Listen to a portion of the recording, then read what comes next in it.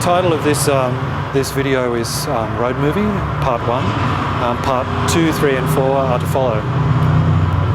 And what we're seeing here is Parramatta Road. I live near Parramatta Road, and that was the inspiration for this work, to make a video about Parramatta Road.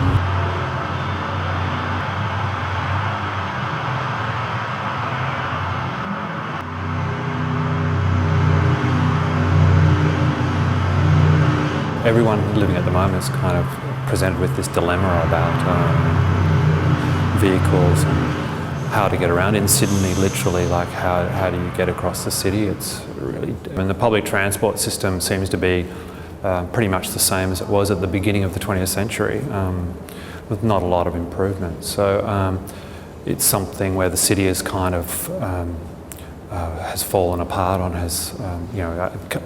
coming council elections, that's going to be an issue. Coming the next state election, that'll be an issue again. But also the price of petrol.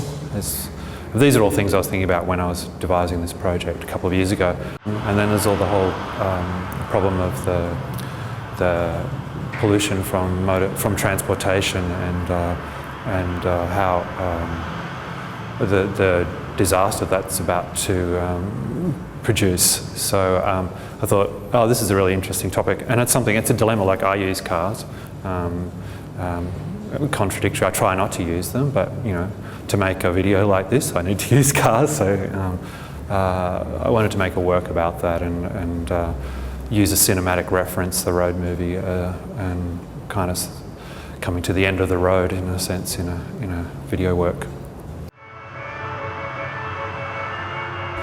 I think the road movie has a particular resonance in Australia, simply because people have to travel long distances, so people spend a lot of time in vehicles in Australia and burn a lot of fuel. I mean, maybe there'll be some other kind of vehicle. I think vehicles will still be around, but I mean, just literally thinking of what the price of petrol may be in 5 years' time, unless there's a really huge depression in the world and the demand for petrol goes down, or if other forms of vehicular technology comes around, that experience may not be as universal as we might think it might be. We might be, in the future, might be nostalgic for sitting in cars.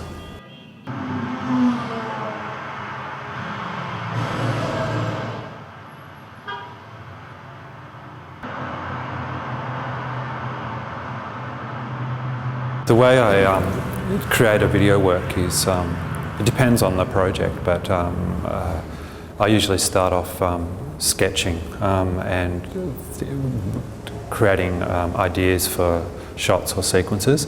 Then I may actually storyboard a section. But in Road Movie Part 1, as I started doing test shoots, I started to realise that what I was trying to storyboard wasn't really going to work. Sometimes I find the storyboard, it's really useful, but then sometimes I deviate from it or throw it away when I see something when you're out shooting. And shooting on videotape gives you the advantage of being able to let it roll and to shoot lots of material, which means you've got to deal with it, but you can go off in other directions or be a little bit free-form. Whereas my friends shooting car ads, they follow exactly the storyboard that they've done to a T, to a microsecond, and basically reproduce it. Because they have a crew of 20 or 30 people, they can't improvise so much because that costs a lot of money to improvise. Whereas on Road Movie, I'm a crew of one person. On the night shoot with the car, there's a couple of other people assisting me to constructing the hole and various things, moving vehicles around, but it's mostly me, and that gives me puts a lot of pressure on me, but also gives me more mobility to change what I do and improvise with what I do. So hopefully there's a kind of looseness about it, which comes then together in editing. I'm sort of interested in that idea that each car has its own sound.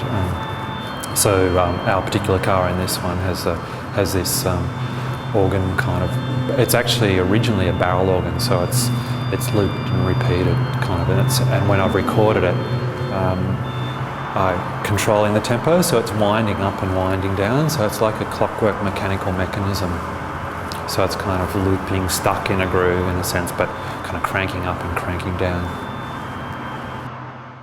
For me, this work, Road Movie, is it's the first project I've made at high definition resolution. So I've been working with video for a very long time, and each piece that I do has a different look and uses different technology. So part of the thing about creating a new work is investigating a new look, investigating how to create the images that I want.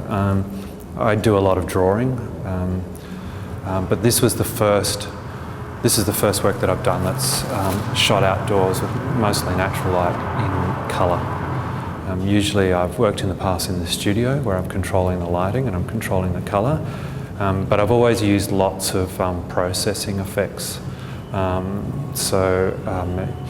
In this work, a lot of the original camera footage doesn't look anything like what you see in the final on the screen. Developed a few kind of special techniques that are my own kind of things. The work I did before, the big work I did before is black and white, and that was so much easier. Black and white's so easy because all the shots match, you don't have continuity problems, blah de blah, and I shot in overcast skies, so they don't have the contrast problems. But I've always been interested in, I originally started painting actually, so I'm interested in a kind of pictorial images, and something that isn't being driven by dialogue.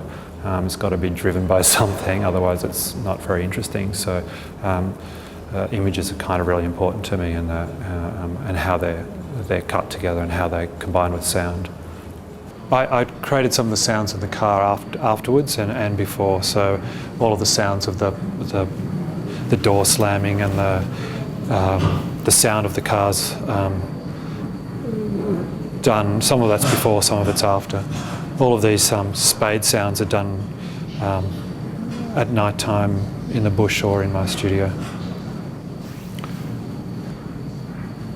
So this was lit with compact fluorescents, a bank of compact fluorescents, flicker-free ones, to create really flat lighting like the moon.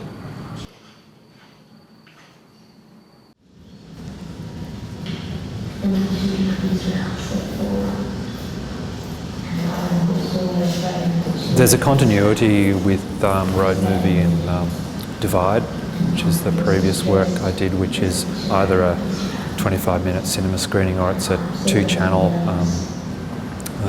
video installation. It has a screen here and a screen there, so they're shot counter-shot the way that it's edited.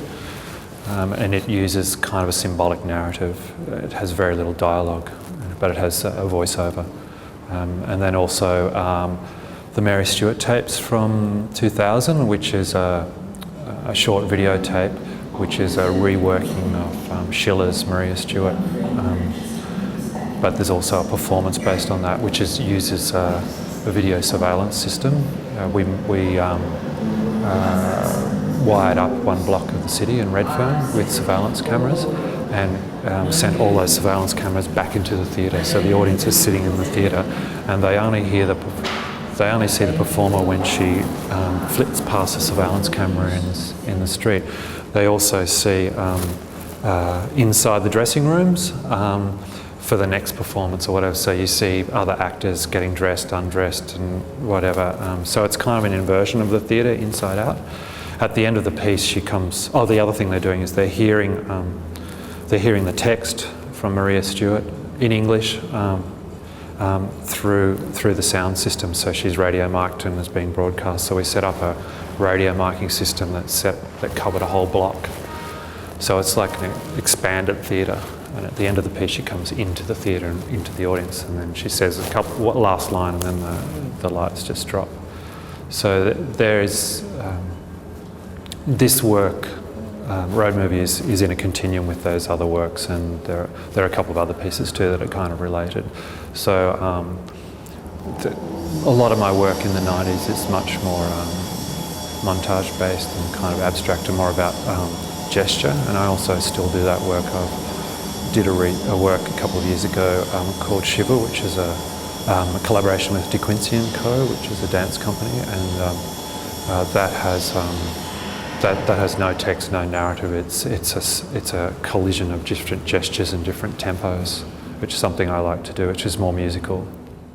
I would like to make larger scale works and work collaboratively with people, which I like to do. But yeah, I do have a number of ideas for longer projects. But what they morph into, I don't know. Sometimes these ideas turn into something else, like a performance, or because I work in multiple forms.